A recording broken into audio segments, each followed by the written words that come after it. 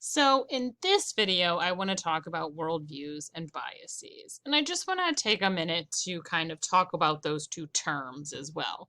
So on the planner that I've included, I do have definitions of each because that's something that I find helpful personally to kind of have the definitions right there to keep it straight in my mind. When we talk about worldview, we talk about the lens through which the author sees the world. So lots of different things contribute to a worldview.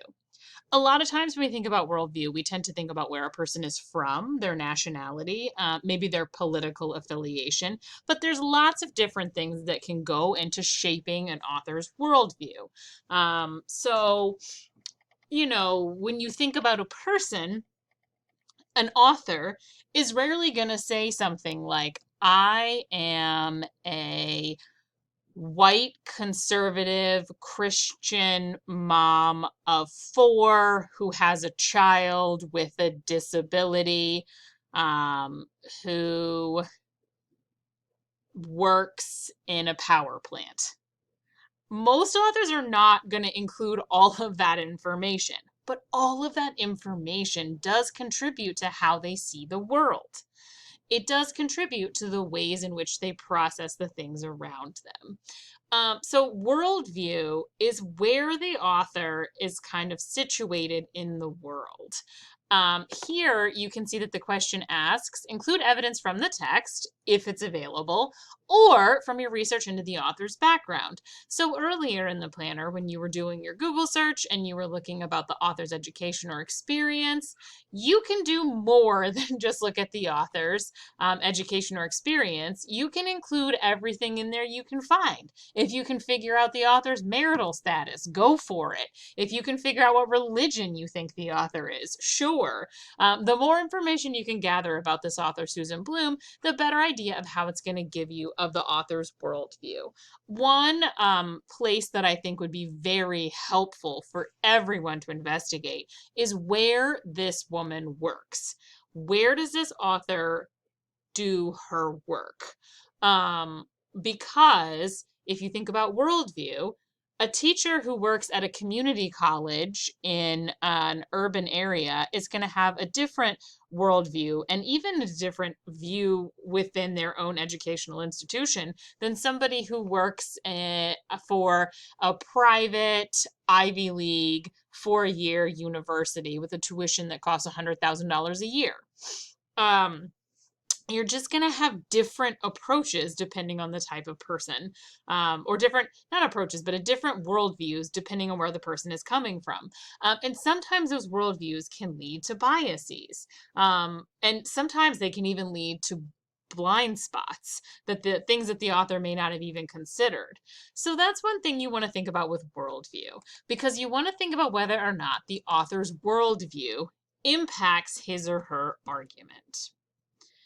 And then the next question here is there evidence of bias in the article? Explain, include evidence from the text. Okay, so you can see that I've included a definition of bias and I've highlighted a particular part of it.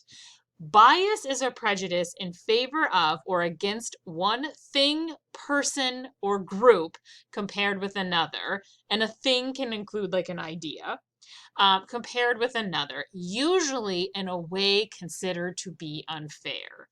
I underlined that part about being unfair because a lot of times students get confused about bias and they think that showing any sort of opinion is automatically the same as showing bias. And then they critique it and they say that this article is terrible because it's biased. The problem that sometimes surfaces with that is that people are meant to share their opinions and argue their point of view. That's often the purpose of the writing that we read. Simply having an opinion does not automatically make a person biased. Yes, they may have an opinion that they're putting forward, and it may be an opinion that you don't agree with or you don't like, but the mere having of an opinion does not automatically mean that the author is biased. That's a place where students tend to get a little bit confused. We show bias all the time. Everybody has some degree of bias. It's just a true part of being a person. But a lot of times students automatically equate an author putting forward an opinion as automatic bias, and then they discount the article. And sometimes in the past, I've noticed that that happens especially frequently when the student doesn't agree with the author. And that's something I want y'all to watch out for, because you don't want your own worldviews and biases playing into a critical evaluation. So one of the things that I've created that I'll link in the announcement is something called a bias checklist. And you can find lots of different bias checklists online. You can find great articles about bias online. But I just included these because I think they might be practically helpful for you to sort through whether or not this author is biased. Because these are questions like, has the author omitted any important facts? Is the language the author used extreme or emotionally charged? If the author is presenting an opinion, does their defense or criticism feel unjustified? Because that's the difference. Another question that's helpful is, based on your research, does the author have a potential motive for feeling the way that they do on the topic? Does the author put forward a strong position on the issue without offering evidence to support them? Those are questions that I think will help you to get at bias, because if you answered yes to any of these questions, bias may be present. And you can then say, so let's say you're doing an article or you're doing research and you found an article and it is all about stricter penalties for drunk drivers.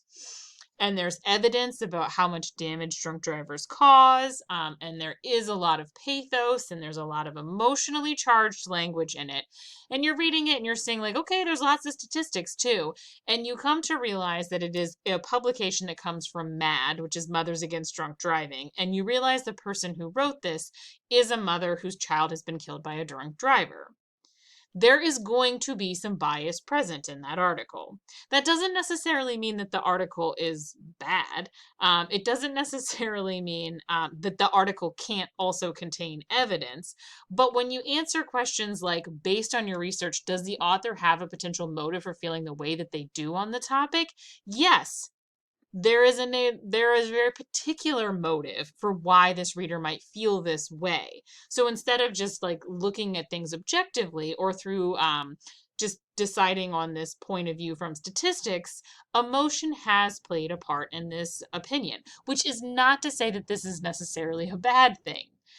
Sometimes it's very impactful to have articles that are written from opinionated people. It's just that you need to be aware of bias when you're doing an evaluation so that you can understand the places where you need to really make sure that if a person is speaking from some sort of bias, if they do have a reason to be biased, are they showing that in the way they're presenting the facts? Have they left anything out?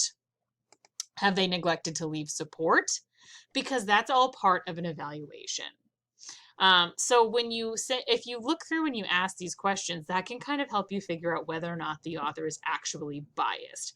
Because if you read something that's incredibly emotionally charged and you say, yes, there's some bias present here, but the author does also include all the facts and lots of supporting evidence, in that way, you have an article that's coming from a person who's not necessarily emotionally unobjective, but you can evaluate is like working hard to sort of be aware of that bias that they themselves have. So I'm going to include this to maybe help y'all out, because I don't want everyone to just say like, oh, well, her opinion is this on grade, so she's biased.